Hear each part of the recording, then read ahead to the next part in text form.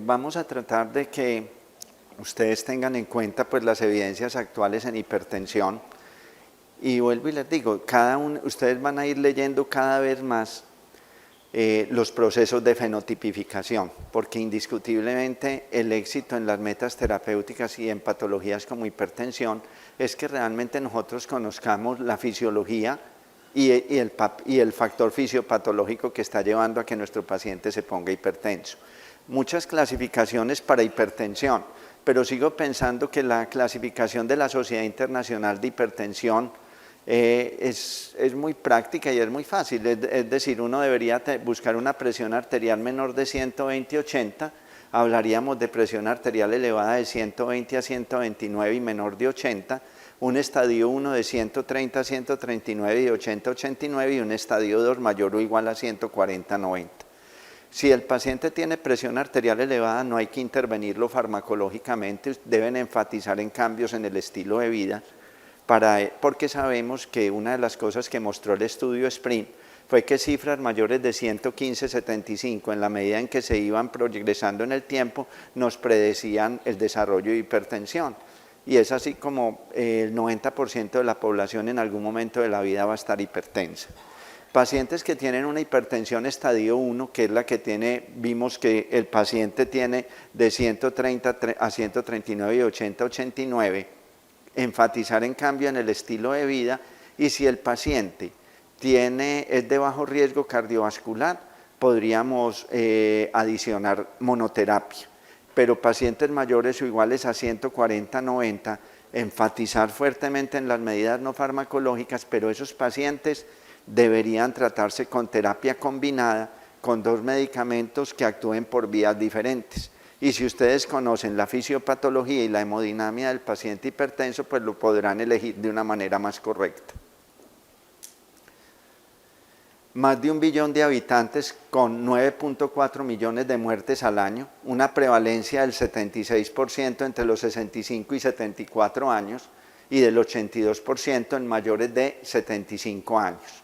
Un paciente hipertenso tiene duplicado el riesgo de enfermedades cardiovasculares como infarto agudo del miocardio, insuficiencia cardíaca, enfermedad cerebrovascular, insuficiencia renal y enfermedad arterial periférica, responsable de hasta 12.8% del total de muertes. ¿Qué tienen que empezar ustedes a conocer en forma importante? Más allá que las cifras de presión arterial solas, ustedes tienen que determinar qué factores de riesgo hemodinámico le empiezan a afectar al paciente. Siempre valoren la rigidez arterial, y esa rigidez arterial la valoran ustedes en el consultorio, siendo la diferencia entre la presión arterial sistólica y la diastólica. Si una presión de pulso es muy amplia, nuestro paciente efectivamente tiene una rigidez arterial. Mire, doctor, mi paciente, vea, lo llamo de EMI, que el paciente tiene 185/60, ¿qué hacemos con él? Como dice mi maestro Monaga, no lo toques porque te lo cagas, déjelo quietecito. Porque si usted le da un antihipertensivo a un paciente que tiene 60 de diastólica con una presión de pulso amplia, lo que tiene es una pseudohipertensión. Y usted todo lo que le dé le va a bajar más la diastólica y va a comprometer la perfusión de órganos blancos. Entonces, un paciente anciano con una presión de pulso muy amplia y una presión arterial diferencial amplia, si en algún momento usted tiene una sospecha, le da un poquito de diurético, mira cómo se comporta, pero si el paciente tiene mareo, debilidad, quíteselo y déjelo quieto. Por monitoreo de presión no invasivo se puede conocer una velocidad de onda de pulso, y una velocidad de onda de pulso, si se la reportan en un mapa con perfil hemodinámico mayor de 10 metros por segundo y una presión de pulso amplia, les está diciendo que su paciente tiene una rigidez arterial. Y ese paciente con rigidez arterial tiene mayor bimortalidad independiente de las cifras de presión arterial. Presión de pulso elevada, braquial o aórtica central indican rigidez arterial y alto riesgo cardiovascular. ¿Qué mensaje claro? La presión braquial, sabemos que a más alta, mayor riesgo, y que normalizarla disminuye el riesgo cardiocerebrovascular. La presión aórtica central elevada es factor de riesgo. Lo que no hay evidencias hoy claras es que aún con medicamentos que la disminuyan se traduzca en los mismos beneficios que trae disminuir la presión braquial. Pero efectivamente si utilizamos un medicamento que tiene beneficios sobre las dos, pues vamos a tener probablemente un mejor control de la presión. Y debemos controlar la rigidez arterial evitando el daño arterial, disminuyendo el remodeling ventricular y protegiendo el órgano blanco. Diferencia en hipertensión resistente y refractaria. La hipertensión resistente no controlada con 3 o más medicamentos, incluido un diurético, o el uso de 4 o más drogas independiente de la presión, se presenta en menos del 15% de los pacientes en tratamiento para hipertensión arterial. Y la refractaria es una presión arterial no controlada con 5 o más drogas, incluida un diurético, y se presenta en menos del 10% de los pacientes con hipertensión resistente. Pero lo que les decía hace un segundo, hay que tratar de diferenciar resistente o refractaria de pacientes que tengan una pseudoresistencia o una pseudorefractariedad, porque muchos de ellos terminan teniendo un mal diagnóstico.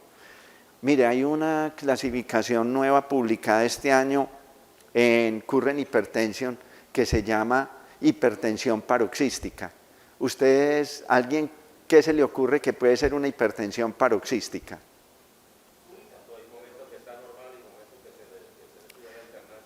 Sí. Y esa hipertensión paroxística se alivia con antidepresivos, con inhibidores de la recaptación de serotonina o duales. Se encontró que esos pacientes, entonces son el paciente que llega a urgencias 180, 100, a veces con cefalea, pero acuérdese, llegar con 180, 110 a urgencias, con cefalea y mareo no es una emergencia hipertensiva.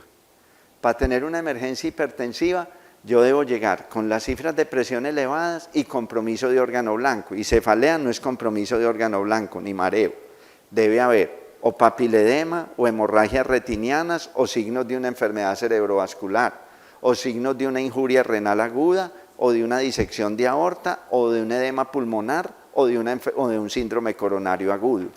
Entonces es diferente una hipertensión paroxística de una crisis hipertensiva tipo emergencia o urgencia. Emergencia si hay compromiso de órgano blanco, como se los digo, y ese paciente no se debe manejar con medicación oral y lo deben pasar inmediatamente a hospitalización, idealmente en una unidad de cuidados especiales o en una unidad de cuidados intensivos. Si el paciente tiene una urgencia hipertensiva y no tiene compromiso de órgano blanco, se puede manejar con medicación oral en el servicio de urgencias y después se da de alta ajustando los medicamentos.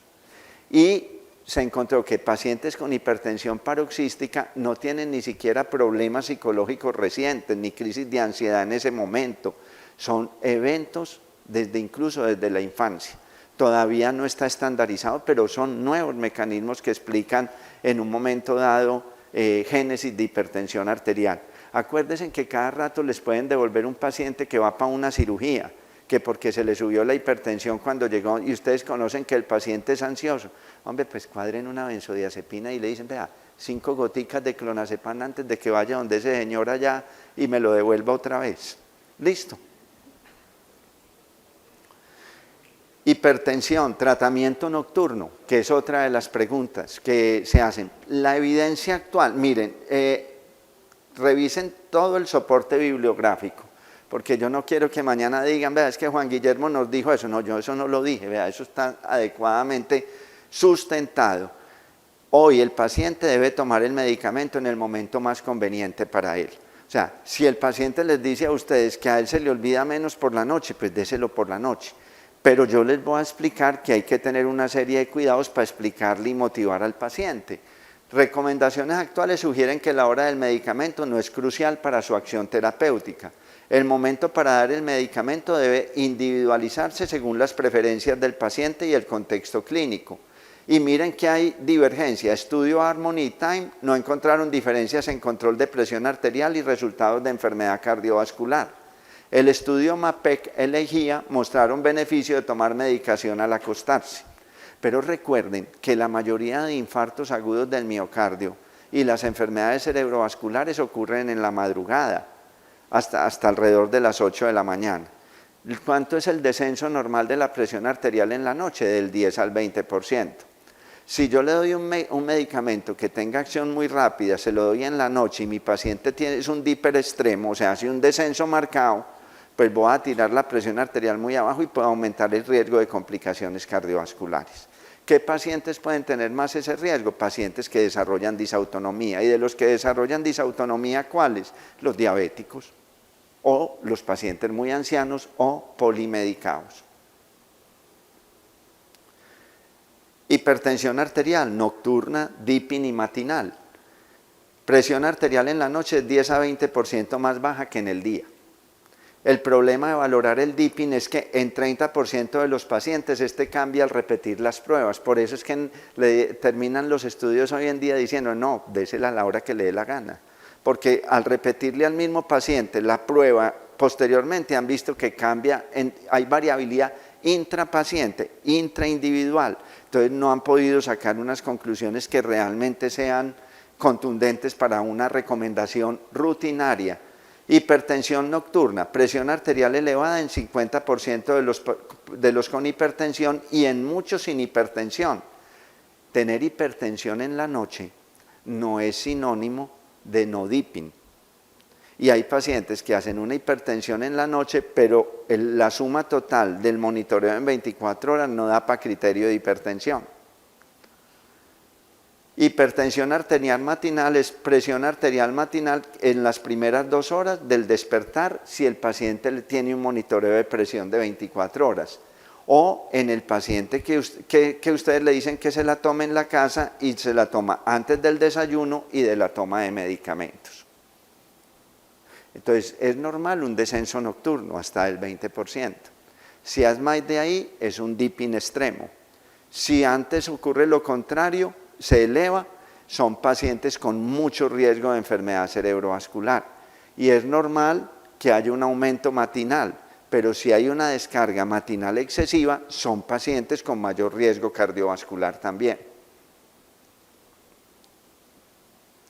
Dipping anormal, hipertensión nocturna y pico matinal exagerado pueden ocurrir en un paciente con monitoreo de presión arterial normal. ¿Qué se debe hacer? Modifiquen factores de riesgo. Un paciente que ustedes empiecen a ver que tiene hipertensión nocturna, con o sin, que tenga dipping o no dipping, pero que no tenga un mapa para 24 horas, ojo con apnea obstructiva del sueño. Acuérdense que para tener apnea del sueño hay que roncar, pero no todo el que ronca tiene apnea del sueño.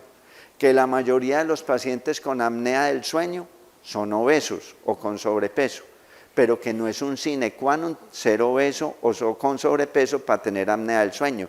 Puede ser con un bambi chiquito, lengui grande, tener unas amígdalas inmensas o una úvula que le haga cosquillas en el esófago. Por eso uno tiene que tener muy claro, y por favor no cometan ese error, usted lo sospecha, va muy bien como médico, le pide la polisomnografía, le dio positiva pasados, no se lo manden al neumólogo, no, porque le manda el CPAP y el señor tiene un espolón en el tabique así, es como meterle un inflador a una puerta cerrada. Primero, si quiere adelantarse, pídale un anazo y mándelo donde el otorrino. Si el paciente tiene un espolón, tiene una hipertrofia amigdaliana, tiene una úvula grande, ese paciente primero hay que corregirle el factor mecánico antes de mandarle un CPAP. Si los pacientes con CPAP, bien indicado el 35% no los toleran, si ustedes se dedican a mandarle CPAP a todo mundo sin estudiarlo, pues vamos a llegar no sé a qué porcentaje. Listo, entonces tengan siempre presente esas indicaciones prácticas cuando estén viendo sus pacientes. Acuérdense que en el papel de la hipertensión pues influye cada uno de los órganos, de estos órganos, no solo en la génesis de la hipertensión, sino en el daño de órgano blanco. Por eso fenotipifiquen, por eso individualicen, por eso singularicen su paciente. ¿Sí? Valoren causas secundarias, cada vez más frecuente apnea obstructiva del sueño. En el mundo, no podemos decir si en Colombia porque no tenemos los estudios, sigue siendo el hiperaldosteronismo una causa muy frecuente, entonces siempre traten de medirle un potasio antes de iniciar tratamiento. Un paciente que tenga hipocalemia o que haga hipocalemia muy fácil con diuréticos, sospechen un hiperaldosteronismo. Listo. Fenotipifiquen el perfil hemodinámico que ya les voy a mostrar, valoren factores de riesgo no modificables como sexo, edad, raza y comorbilidades, inicien y planteen qué medida terapéutica van a hacer, y pacientes geriátricos son un reto, deben ser muy cuidadosos en el uso, no deben buscar metas totalmente estrictas por razones que les explicaré ahorita, excepto que el paciente cumpla ciertas características. Entonces, una mujer joven en edad reproductiva que le diagnostiquen una hipertensión, pregunten si está tomando anovulatorios. Si la mujer está tomando anovulatorios y es una hipertensión en un estadio 1, suspendan el anovulatorio, fortalezcan medidas no farmacológicas y reevalúen en 6 meses. Obviamente, si es una hipertensión estadio 2 o hay signos de órgano blanco, pues se suspende y se empieza tratamiento. Pero si es un estadio 1, primero retiren el anovulatorio, que es una de las causas más frecuentes de hipertensión secundaria. Siempre en pacientes menores de 35 o mayores de 55 años que debuten con hipertensión, entonces buscan hipertensión renovascular, pedir un Doppler de arterias renales. Listo. Recuerden que uno sospecha un feocromocitoma en un paciente que tiene hipertensión arterial en paroxismos con síntomas vagales, taquicardia, flushing, palpitaciones, y se pide ácido vanilmandélico y catecolaminas en orina de 24 horas o metanefrinas en plasma o en orina. Si el paciente tiene un fenotipo Pound-Cushing, miren, uno no pide cortisol plasmático a las 8 de la mañana, vean, eso es una estupidez también. Si sospecha un Cushing, pida cortisol en saliva o pídale cortisol en orina de 24 horas. Si el paciente sospecha una insuficiencia suprarrenal, como les dije antes, piden una prueba de estimulación con ACTH, donde se mide cortisol plasmático en ayunas y posestimulación con ACTH. O siempre la palpación de pulsos y la medición de presión arterial en las dos extremidades, y si hay una diferencia significativa, busquen un problema vascular. Un buen interrogatorio, siempre busquen ortostatismo, presión arterial acostado y 3 a 5 minutos después estando el paciente de pie. Porque ajustar antihipertensivos solo con el paciente acostado es un error. Si el paciente tiene disautonomía, ustedes lo que aumentan es el riesgo de caídas en el paciente y mayor hipoperfusión. Siempre valorar la parte cognitiva del paciente y criterios de fragilidad. Causas secundarias, entonces, acuérdense, el café no induce hipertensión, pero ustedes, para valorar la presión arterial, el paciente debe llevar por lo menos media hora de estar en reposo, sin las piernas cruzadas y no haber tomado cafeína ni bebidas cola. Eso, regular el alcohol. Una causa muy frecuente son los antiinflamatorios, los antigripales, si hay uso de esteroides o nicotina, si hay uso de drogas recreacionales o difenidramina, y vemos pues en los pacientes con migraña o, como les planteaban ayer, recuerden que pacientes que están recibiendo medicación psiquiátrica, sobre todo medicaciones antipsicóticas, se alarga el QT, y son pacientes con mayor riesgo de hacer una torsade de point, es decir, de hacer una taquicardia ventricular maligna y una muerte súbita.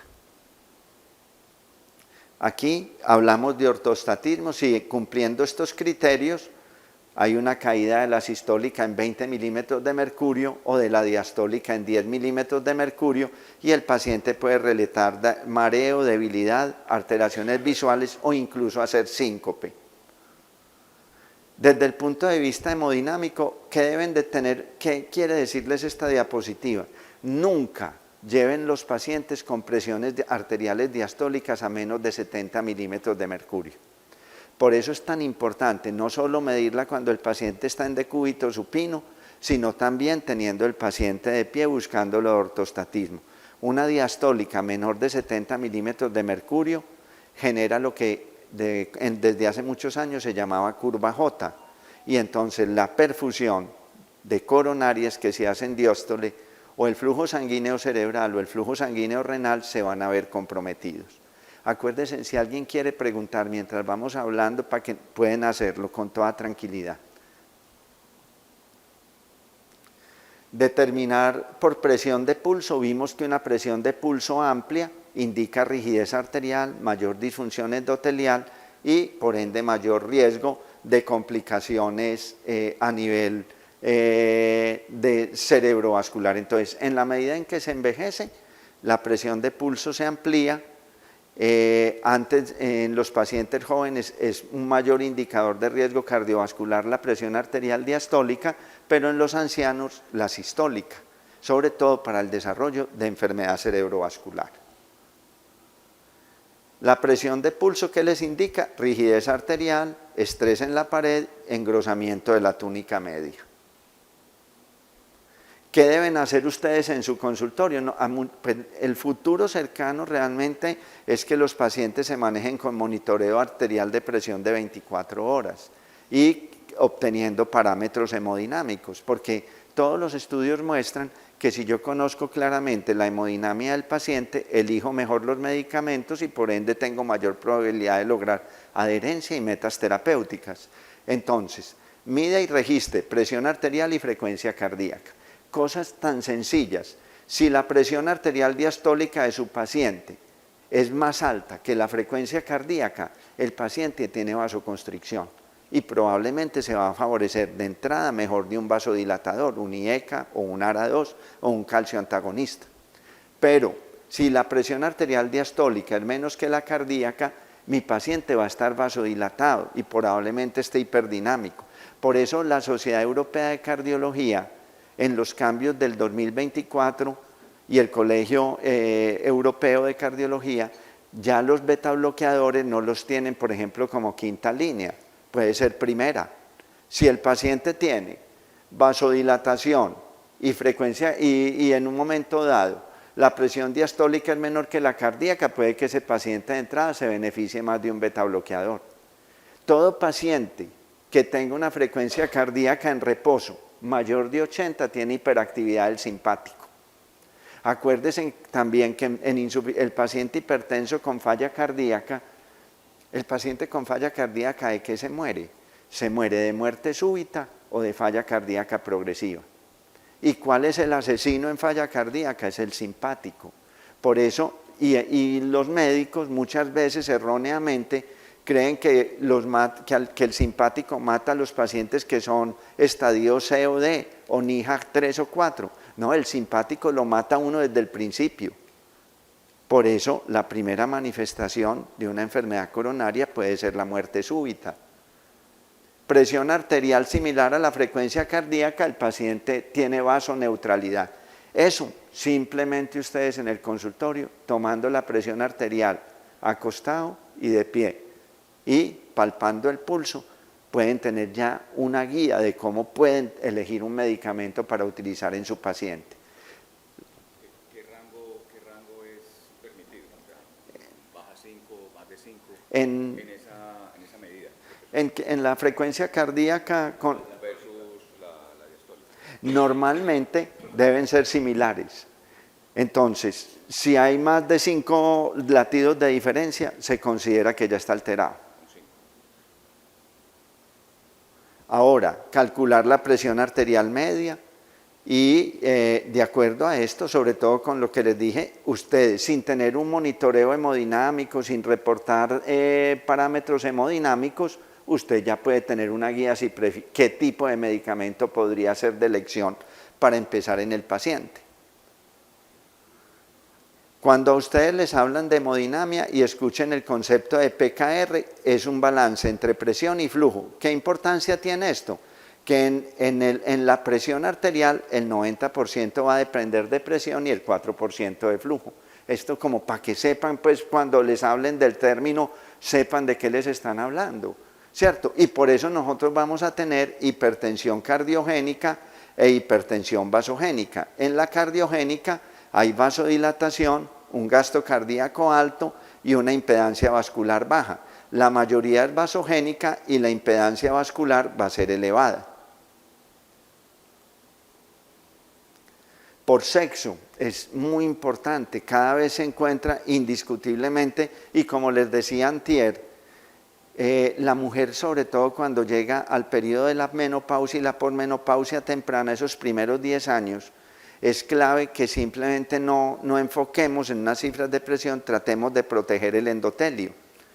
Cambios y evolución según la edad, hay cambios hormonales, hay diferentes factores de riesgo, hay cardiopatía hipertensiva, disfunción arterial, depende también los factores de riesgo cardiovascular y va a ser diferente la respuesta en los tratamientos farmacológicos.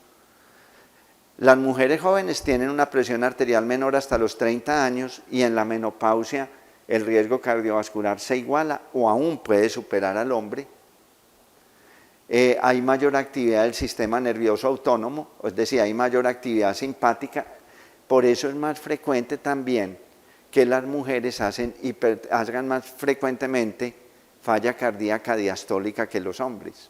¿Sí? Y acuérdese que hoy en día el 50% de las fallas cardíacas son sistólicas, el 50% son diastólicas.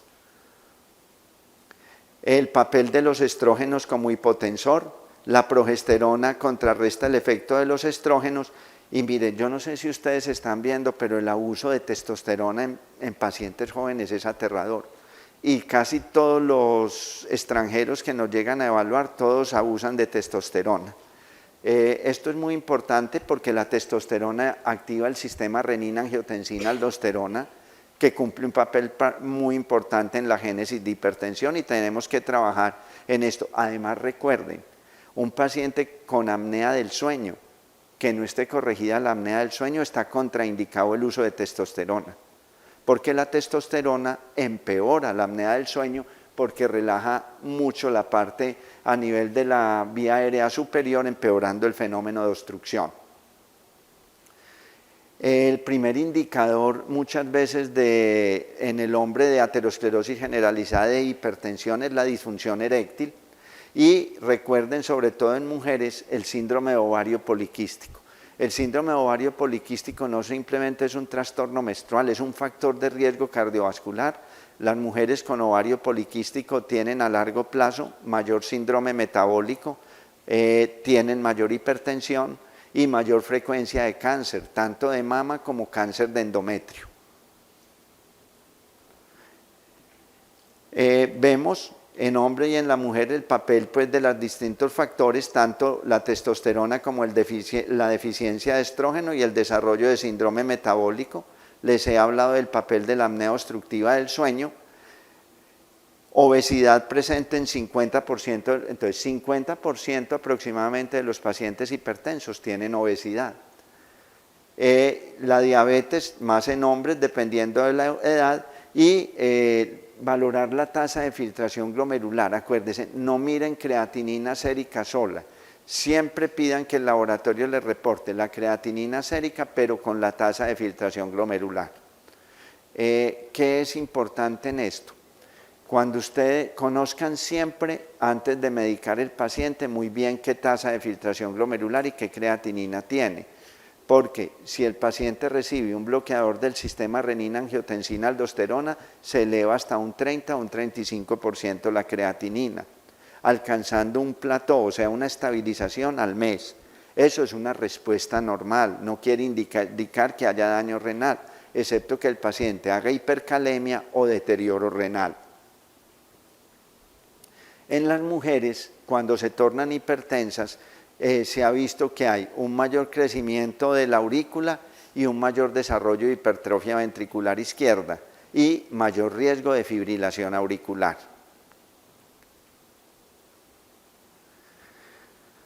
Las mujeres tienen menor tamaño de la raíz aórtica, mayor rigidez arterial, en especial aorta ascendente, y por eso una mayor resistencia vascular periférica.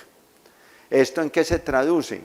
Predictor de eventos cardiovasculares, transición hacia hipertensión sistólica aislada, 30% más en mujeres, mayor prevalencia de falla cardíaca con fracción de eyección preservada y efectivamente el mensaje preventivo es sobre todo en esa mujer en la transición menopáusica, intervenirle agresivamente los factores de riesgo cardiovascular para proteger endotelio. Cuando miramos en diferencias por sexo, volvemos al mismo punto. La hipertensión, antes de la menopausia, pues el factor de riesgo más en hombres, en la menopausia se iguala. El riesgo de falla cardíaca por disfunción diastólica es mayor en mujeres que en hombres. El riesgo de enfermedad cerebrovascular hasta los 85 años hay mayor prevalencia en hombres, pero las mujeres tienen un riesgo de ACV con menos cifras de presión arterial, o sea, hay que controlar mucho mejor la presión arterial porque el riesgo del daño de órgano blanco es mejor en las mujeres. El riesgo de enfermedad arterial periférico, mayor riesgo de compromiso femoropopliteo en mujeres y suelen tener una enfermedad más severa y más difusa. El riesgo de fibrilación auricular, resultado del crecimiento auricular izquierdo. Algunos incluso recomiendan que si un paciente es hombre o mujer mayor de 65 años y especialmente mayores de 70, se haga de todas maneras un Holter para detectar FA asintomática, porque recuerden que la primera manifestación de una fibrilación auricular puede ser un accidente cerebrovascular. ¿Cómo van a tomar las decisiones terapéuticas? Protegiendo de enfermedad cerebrovascular, hipertrofia ventricular izquierda, infarto y daño renal. Tener cuidado con la polifarmacia para evitar síncope y presíncope y caídas. Así, es decir, no es simplemente titular medicamentos, conocer los efectos adversos y saber cómo los vamos a utilizar. Tratamiento no farmacológico. Les decía antier la importancia del control de la sal, no solo por la retención de sodio y agua, sino el aumento de peso por aumentar la síntesis de fructosa hepática, activando la fosfofructoquinasa. El ejercicio debe ser tanto aeróbico como de resistencia, porque no solo debemos mejorar la estabilidad cardiovascular, sino la fortaleza ósea y muscular para evitar el riesgo de caídas producto de fragilidad. Un anciano que se cae, el 35% no vuelven a ser funcionales, hay una mortalidad al año de más del 50% y muchos de ellos jamás vuelven a tener una vida normal. El trabajo, también las nuevas recomendaciones internacionales hablan del papel como factor de riesgo cardiovascular y sobre todo de hipertensión, de lo que tiene que ver con la contaminación y con el ruido. Entonces, cuando uno va a utilizar el tratamiento farmacológico, ve si usa un medicamento que disminuya la precarga, que disminuya el inotropismo o que disminuya la poscarga. Entonces, si yo necesito disminuir la precarga porque hay sobrecarga de volumen, pues voy a utilizar un diurético o un venodilatador. Si voy a disminuir el inotropismo, un beta bloqueador o un calcio antagonista. Pero si voy a disminuir la poscarga, un IECA, un ARA2, un calcio antagonista, hidralacina, nitroprusiato, etc. ¿Qué deben tener claro en el ejercicio de ustedes? Tenemos los grupos farmacológicos. Empecemos con los diuréticos. Tenemos los diuréticos tiacidas, los diuréticos de asa, los antagonistas mineralocorticoides. De los diuréticos tiacídicos tenemos las tiacidas convencionales y las tiacidas light, clortalidona e indapamida. Efectos secundarios de ellas en general estarían la hipercalemia, la hipocalemia, la hipercalcemia, ¿sí? La hiperuricemia y el aumento de la glicemia a dosis altas. ¿Cuándo no la deben utilizar un diurético tiacídico? Si la tasa de filtración glomerular es menor de 30 mililitros por minuto o la creatinina sérica es mayor de 2, porque no actuaría. Diferencias entre una tiacida y una tiacida light. Fundamentalmente la indapamida tiene una vida media más larga y tiene una acción más neutra sobre el perfil metabólico. Es más, la clortalidona tiene una vida media larga, ¿sí? Tiene mayor riesgo de hiponatremia en los ancianos, ¿sí? Y la hidroclorotiazida pues tiene más efectos metabólicos a dosis alta en cuanto a glicemia e hipocalemia. Entonces, las guías actuales no hacen diferencia entre se recomiendan usarlas intercambiablemente de acuerdo al perfil y al riesgo del paciente. ¿Cuándo se usa un diurético de ASA? Solo en pacientes que tengan una tasa de filtración glomerular menor de 30 o creatinina sérica mayor de 2, pero nunca buscando que no tenga los efectos secundarios de los diuréticos tiazídicos, porque en el fondo terminan teniendo casi lo mismo, solo que la furosemida no produce hipercalcemia. Por eso algunos pacientes que tienen hipercalciuria, uno da una tiazida para disminuir la eliminación renal de calcio y la formación de cálculos de oxalato de calcio. Si van a dar un diurético de ASA, denlo siempre fraccionado, una dosis en la mañana y otra a las 4 de la tarde, porque la vida media de un diurético de ASA es muy corta y si lo dan solo una vez al día, se va a generar un efecto comedor de sodio y se va a perder el beneficio terapéutico. ¿Cuándo se da un antagonista mineralocorticoide? Se da en pacientes que estén haciendo hipocalemia, pues como una forma de mejorar, o pacientes que tengan hipertensión resistente. Acuérdense que la definición de hipertensión resistente cambió. Ya no es mayor de 140/90 con 3 medicamentos y uno de ellos un diurético, sino con 3 medicamentos y de ellos un diurético, pero cifras de presión arterial mayores a 130/80, no 140/90 por los cambios en la nueva clasificación. Y recordando lo que vimos en las diapositivas iniciales de buscar pseudoresistencia o pseudorefractariedad. Entonces, sigue siendo el diurético una buena opción. Se utilizan de rutina las tiazidas o las tiazidas light, seleccionando de acuerdo al perfil y el cuadro metabólico del paciente. Y los diuréticos de ASA solo si tasa de filtración glomerular menor de 30. Con relación a los inhibidores, a los bloqueadores del sistema renina-angiotensina-aldosterona, recuerden que son pues excelente opción. La mayoría de los pacientes tienen hiperactividad del renina-angiotensina-aldosterona.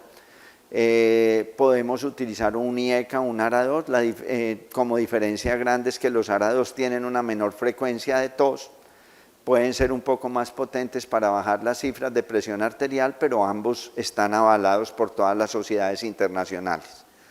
No los utilicen en pacientes que tengan hipercalemia. Si un paciente tiene hipertensión y falla cardíaca, recuerden que si ustedes le van a dar un inhibidor de neprilicina y el paciente viene recibiendo un inhibidor de la ECA, deben suspender el inhibidor de la ECA 36 horas antes de iniciar el inhibidor de neprilicina para evitar generar un angioedema. Si el paciente le van a dar un inhibidor de neprilicina y viene recibiendo un ARA2, el cambio lo pueden hacer inmediatamente sin problema. Y que la creatinina con ellos se eleva aproximadamente un 30%. La frecuencia de tos es del 20% con cualquiera de los inhibidores de la ECA, ese es el promedio en general, y es más frecuente la tos y el angioedema en pacientes de raza negra. Calcioantagonistas se clasifican en dihidropiridínicos, benzodiazepínicos y papaverínicos. El prototipo de los dihidropiridínicos son el amlodipino y el nifedipino. Ninguno de los calcioantagonistas se debe utilizar en falla cardíaca, con excepción de felodipino o amlodipino. En pacientes que tengan falla cardíaca, fracción de eyección disminuida, sean hipertensos y no estén en metas. De resto, nunca se deben usar, están contraindicados. ¿Cuáles son los efectos secundarios más frecuentes de los dihidropiridínicos? El edema, empeora el reflujo gastroesofágico, el estreñimiento, ¿sí? El flushing, y recuerden que el edema es un linfedema y no se mejora con diuréticos. Si es muy severo, lo que hay es que suspender el medicamento. El prototipo de los papaverínicos es el verapamilo y actúa sobre todo en la conducción del nodo auriculoventricular. Por lo tanto, contraindicado absolutamente en pacientes con falla cardíaca y nunca combinar con medicamentos que disminuyan la conducción en el nodo AB por el riesgo de precipitar un bloqueo AB de alto grado. El efecto secundario más frecuente es la constipación. Y de los benzodiazepínicos es el diltiazem. Actúa fundamentalmente retardando la conducción en el nodo sinusal. Por eso un paciente que tiene fibrilación auricular, respuesta ventricular alta y necesitan controlar la respuesta ventricular, el calcioantagonista ideal es el diltiazem. Sí, por su efecto sobre el nodo sinusal. Efectos secundarios similares al verapamilo. Nunca se combina un calcioantagonista tipo verapamilo o diltiazem con un beta bloqueador. Hay excepciones, pero las debe manejar un especialista. Es ese paciente con una FA, una respuesta ventricular muy alta, que está con beta bloqueador y sigue respuesta ventricular alta, pero bajo observación del especialista. En la práctica rutinaria no lo vayan a hacer, porque los dos van a aumentar el riesgo de un bloqueo AB o de una disfunción del nodo sinusal. Antiadrenérgicos de acción central, clonidina y alfametildopa. Alfametildopa, droga para sicario joven, da depresión, anemia hemolítica autoinmune, bueno, y disfunción eréctil. Entonces, nunca se debe suspender abruptamente porque precipita una crisis hipertensiva y su papel hoy casi es exclusivo en hipertensión y embarazo.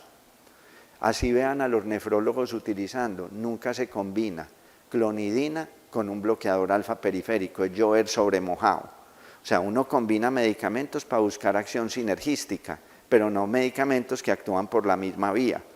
La clonidina se utilizó por primera vez en la historia de la humanidad, era como antianginoso, porque por su acción antiadrenérgica de acción central produce bradicardia sinusal. Entonces los pacientes que tenían angina de pecho, al bajar la frecuencia cardíaca, disminuían el consumo de oxígeno y por ende tenían mejoría en los síntomas, pero produce bradicardia. Entonces, antiadrenérgicos de acción central no se deben combinar de rutina con betabloqueadores ni con verapamilo o diltiazem por el riesgo de precipitar una bradicardia importante. Verapamilo y diltiazem o un antiadrenérgico central de acción central no se debe utilizar nunca en un paciente con falla cardíaca y fracción de eyección disminuida porque pueden empeorar la falla cardíaca. Y nunca se combina un antiadrenérgico de acción central con un bloqueador alfa periférico como terazocina o prazocina, porque actúan por la misma vía, aumentan los efectos secundarios, no disminuyen más la presión arterial y aumentan el riesgo de caídas. Nunca se debe empezar un manejo de hipertensión con primera línea con un bloqueador alfa periférico como terazocin o prazocin, porque lo mostró el estudio Al-Had, esos pacientes hacen mayor frecuencia de insuficiencia cardíaca, a pesar de que tiene una acción neutra sobre el perfil lipídico y los electrolitos. Excepción a la regla, un hombre mayor de 40 años con prostatismo que está hipertenso y le empiezan un bloqueador alfa periférico para mejorar los síntomas de prostatismo, pero eso lo están haciendo para esa parte, pero no cambia la historia natural de la hipertensión. Beta bloqueadores se pueden utilizar en cualquier momento de la escala si el perfil hemodinámico del paciente lo muestra. Si hay hiperactividad simpática, si hay taquicardia y hay un cuadro hiperdinámico, un beta bloqueador es una buena opción. ¿Realmente qué beta bloqueadores debemos usar? La historia mostraba que los beta bloqueadores aumentan el riesgo de diabetes y enfermedad cerebrovascular. Todos esos estudios fueron hechos con beta bloqueadores de primera generación, con atenolol. Realmente beta bloqueadores de tercera generación son los vasodilatadores, que son nebivolol y carvedilol. Los dos son excelentes. ¿Cómo escoger? El carvedilol no es selectivo. Entonces puede empeorar más los síntomas en un paciente con EPOC y obviamente el riesgo en un asmático. Tiene una acción bloqueadora alfa. Yo no recomiendo carvedilol en ancianos porque al tener un efecto bloqueador alfa se paran a mear y se caen, se fracturan la cadera. ¿Sí?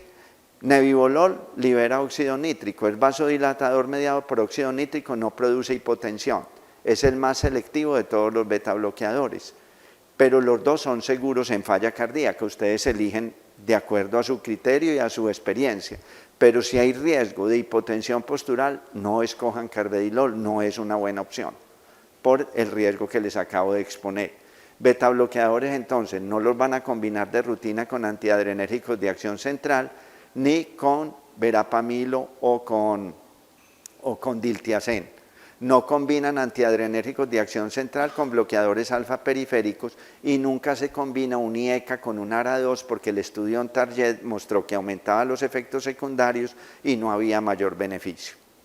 Si alguien tiene alguna duda de esta parte, con toda tranquilidad.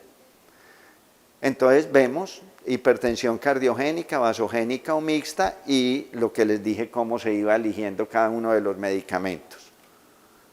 Efectos adversos, entonces recuerden, también hay de acuerdo al sexo, en mujeres más efectos adversos excepto la espironolactona, en hombres dar espironolactona por la acción antiandrogénica aumenta el riesgo de ginecomastia y disfunción eréctil, entonces probablemente sería mejor dar eplerenona.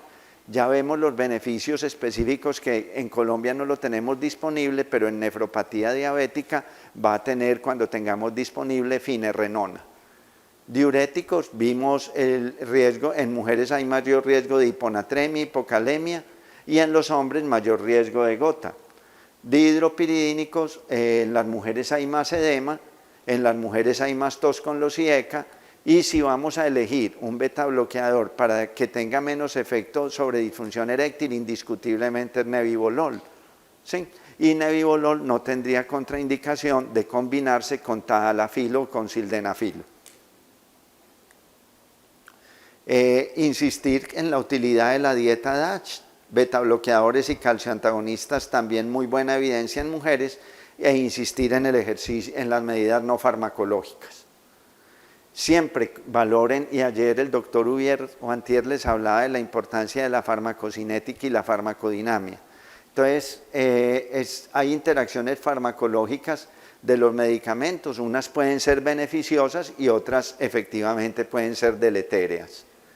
Donde si un paciente, por ejemplo un paciente con falla cardíaca está haciendo hipercalemia y usted quiere no retirar el bloqueador de renina angiotensina, puede dar un quelante de potasio y dar patiramer, pero recuerden que disminuye los niveles de amlodipino, furosemida, metoprolol y que debe haber 3 horas de diferencia.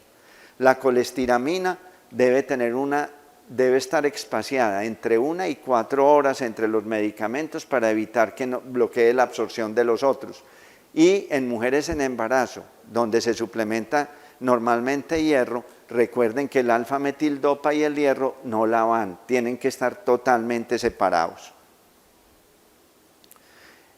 Todo lo que se metaboliza por el citocromo P450 y vemos que a través del CYP2D6 los beta bloqueadores, del CYP2C9 irbesartán, losartán y torsemida, que es un diurético, y en el 3A4 casi que los calcioantagonistas y el losartán.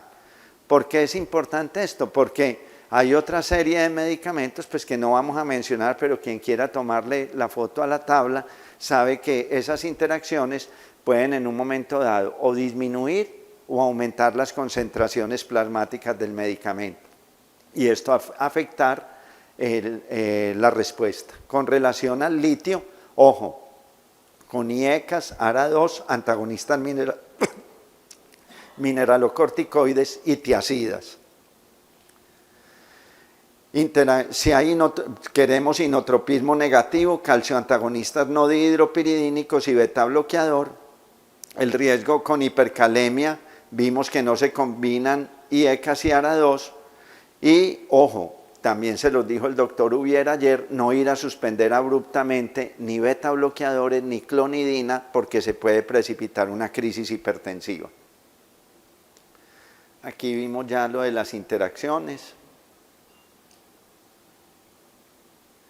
Bueno, ¿qué tenemos de evidencias realmente que nos muestran en los procesos de combinación? Vemos como en el estudio HOP3, el endpoint primario, el combinado de muerte cardiovascular, infarto no fatal y accidente cerebrovascular no fatal, como objetivo secundario insuficiencia cardíaca, paro cardíaco o necesidad de revascularización, El HOP3, 5.6 años, 12.705 pacientes, de los cuales 54% hombres, con 65.7 años de promedio, 37.9 eran hipertensos.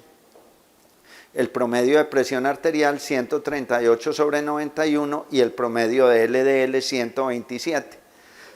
Incluyó 3 brazos: candesartán con hidroclorotiazida versus placebo, rosuvastatina 10 versus placebo, rosuvastatina 10 más candesartán 16 con 12,5 de hidroclorotiazida versus rosuvastatina con placebo versus candesartán con hidroclorotiazida más placebo versus 2 placebos. Si ustedes miran, ¿por qué 10 miligramos de rosuvastatina? Acuérdense en lo que vimos en la charla de lípidos. 10 miligramos de rosuvastatina son equivalentes a 40 miligramos de atorvastatina. ¿Y qué resultados hubo? En el primer brazo no hubo diferencias significativas en el objeto primario ni en el secundario. En el grupo de pacientes con 10 miligramos de rosuvastatina se disminuyó influyó tanto en el resultado primario como secundario. Y en el tercer brazo, los pacientes con 10 de rosuvastatina y candesartán con hidroclorotiazida tenían menos eventos primarios comparado con el placebo, al igual que eventos secundarios. El HOP3 es un estudio que se hizo en pacientes con riesgo cardiovascular intermedio, sin enfermedad cardiovascular establecida y con un alto grupo de mujeres y diferentes etnias, que es una cosa que es muy positiva cuando estamos viendo las diferencias que hay en el riesgo cardiovascular y los resultados tanto en hombres como en mujeres. El HOP4 fue aleatorizado en Colombia y Malasia, 3 pilares fundamentales: personal de la salud no médico, garantizar antihipertensivos y estatinas en forma gratuita, y participación de familiares y amigos para mejorar la adherencia al tratamiento y cambio de estilos de vida. Incluyó 1.370 pacientes, 30 comunidades urbanas y rurales, 15 en Colombia y 15 en Malasia, donde el endpoint primario, el brazo de intervención, logró disminuir más del 40% el riesgo cardiovascular a 10 años. En el HOP4, con relación al control de la hipertensión, el grupo de intervención duplicó el control versus el grupo habitual, 69% versus 30%. Y con relación al LDL, el grupo que se intervino mostró una tendencia similar a lo ocurrido con la hipertensión arterial. Implementar definitivamente modelos de atención personalizada, no necesariamente con personal médico, es una estrategia efectiva para el control de la hipertensión. ¿Qué estamos viendo? Lo veíamos en la charla antiés. Al año, 50% de los pacientes no están tomando la estatina y eso se hace progresivo en el tiempo. Definitivamente, las monopíldoras con el apoyo y el seguimiento mejoran la adherencia, y las terapias combinadas en una sola píldora, como lo muestra toda la evidencia internacional, permiten que los pacientes lleguen a metas con menos efectos secundarios. 2 objetivos claves en hipertensión y en dislipidemia: adherencia, ¿sí?, y metas. Las 2 tienen que ir de la mano. Un perfil constante evitando efectos secundarios y mantenerlo en el tiempo, recordando que, por ejemplo, la parte de lípidos empieza a dar sus resultados positivos después de más de 1 año de estar en tratamiento. Cuando las damos en fase aguda a dosis altas, no es sobre su efecto sobre la dislipidemia y la placa, es por su acción antiinflamatoria. Aquí, entonces, ¿qué retos se vuelven para el adulto mayor? Bregar en un momento dado a quitar los medicamentos que los pacientes no necesiten, valorar factores como disfagia, valorar presión arterial lábil y disfunción autonómica, y por eso buscar ortostatismo, valorar adecuadamente la función renal, valorar las comorbilidades en el paciente como puede ser cirrosis, Alzheimer, o evitar anticolinérgicos. Vean, todos los días vemos cómo le dan a los pacientes ancianos para dormir antihistamínicos, o cómo se les dan a los ancianos quetiapina en forma inapropiada. ¿Qué ocurre en esos pacientes? Al tener un bloqueo anticolinérgico, empeoramos la demencia de base, y si además de eso el paciente entra en una fase aguda y nosotros tenemos una medicación anticolinérgica, aumentamos el riesgo de delirium en el paciente. Fármacos con efecto anticolinérgico, betabloqueadores como atenolol, inhibidores de la ECA como captopril, la warfarina, la digoxina, el dipiridamol, la furosemida, nifedipino, metoprolol, dinitrato de isosorbide, hidralacina, triantereno. Entonces, evitemos el uso de anticolinérgicos en el anciano, sobre todo si hay alteración cognitiva. Nos está contraindicado o no recomendado el uso de amitriptilina en mayores de 60 años. Otros retos para el paciente geriátrico, la telemedicina, la bioseguridad, y recuerden que es muy importante comorbilidad y expectativa de vida, desformular lo que no se requiere, adecuada titulación y desmonte y un buen seguimiento del paciente. Indiscutiblemente la lucha que tenemos que tener los médicos es estar vivo, no, poder vivir en plenitud, sí, ser perfecto, no, pero luchar por ser virtuoso y eliminar nuestros vicios, sí, trabajar y luchar entendiendo que vivir no es fácil, que nada se nos regala y que el inmediatismo es la causa de nuestros males. Nadie quiere sembrar y esperar la cosecha. Bienvenidos los valientes, pero desdichados los temerarios y los cobardes. Muchas gracias. Excelente, doctor, muchas gracias. Doctor Tamayo, preguntas. Por allí veo al doctor Díaz solicitando la palabra. Sí.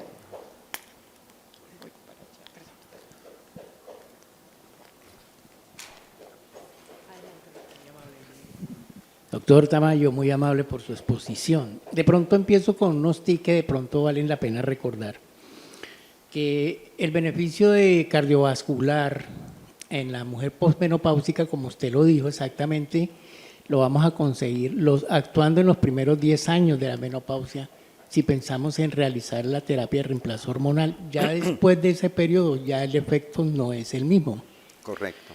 Segundo, el reemplazo también de la testosterona está demostrado que inestabiliza más la placa de ateroma. Entonces, es un riesgo cardiovascular el realizar el reemplazo de testosterona.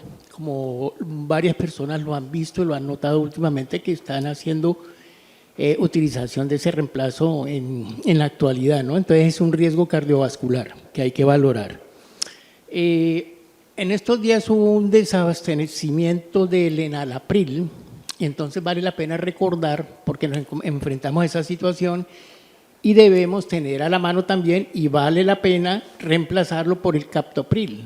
La dosis baja reemplaza el enalapril de 5 miligramos, estoy hablando de la dosis nefroprotectora, ¿sí? El otro tema a tratar, me quedó, doctor, una duda con respecto al tratamiento del adulto mayor. Cuando la presión de pulso es alta, yo tengo la concepción que el paciente adulto mayor, entre comillas, es un paciente muy bajo en líquidos, entre comillas, deshidratado. Me gustaría, doctor, conocer el concepto de la utilización de diuréticos en esos pacientes. Muy amable, doctor. Sí, hay una cosa que es importante. Recuerden cuando vayan a utilizar medicamentos como inhibidores de la ECA, como nefroprotección, la indicación es si el paciente es hipertenso y va a utilizar un inhibidor de la ECA para hipertensión, correcto.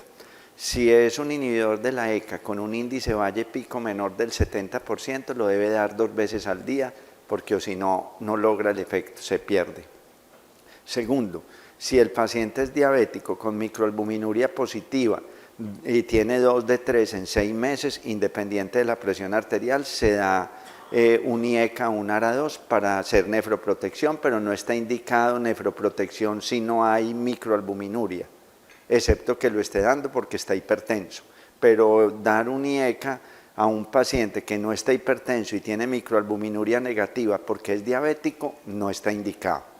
Y segundo, la presión arterial sistólica suele responder mejor o a dosis bajas de calcio antagonista o a diurético a dosis bajas. Los otros medicamentos realmente no tocan en forma importante la sistólica, por eso se hace la prueba con una dosis baja de diurético, y si el paciente no le baja la presión o se pone severamente sintomático con mareo, con debilidad o cansancio, es mejor suspender y probablemente estás frente a una pseudohipertensión por unas arterias rígidas. Doctor Morales. Buen día, doctor. Muchas gracias por su conferencia. Quería hacer un apunte con respecto a la pregunta del colega, porque me pareció muy interesante, sobre la presión de pulso.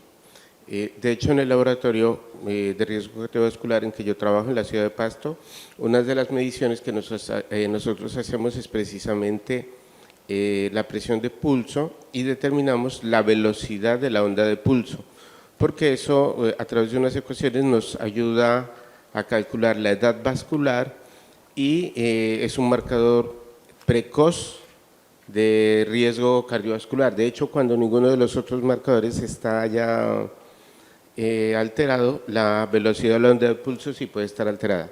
Ahora, con respecto al tratamiento de la presión, resulta que todos los fenómenos biológicos tienen un comportamiento, como por ejemplo la glucosa, el sodio, y no es la excepción la presión, de que si se sube mucho empieza a aumentar la mortalidad por ciertos desenlaces, pero si se baja mucho también empieza a aumentar la mortalidad por enfermedad coronaria, porque las coronarias se perfunden en diástole. Entonces, ¿cuál es la medida justa? Porque sobre todo en pacientes adultos mayores empezamos a notar que muchas veces tenemos las sistólicas controladas o en metas, pero las diastólicas demasiado bajas.